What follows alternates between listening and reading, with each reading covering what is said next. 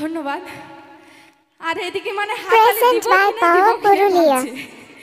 তো যাই হোক, তো কি ধরনের গান হবে? নাচের গান হবে না এরকমই চলবে? নাচের গান,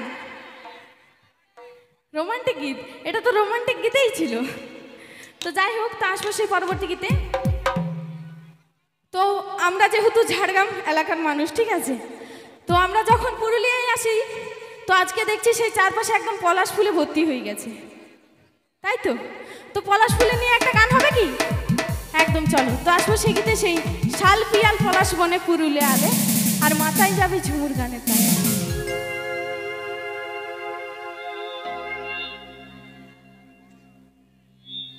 আচ্ছা, হ্যালো হ্যালো, চলো।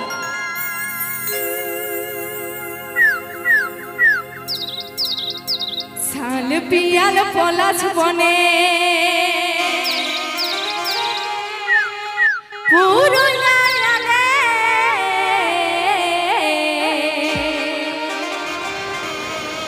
তোরা মাথায় যাবি ঝুমুর গানের তালে।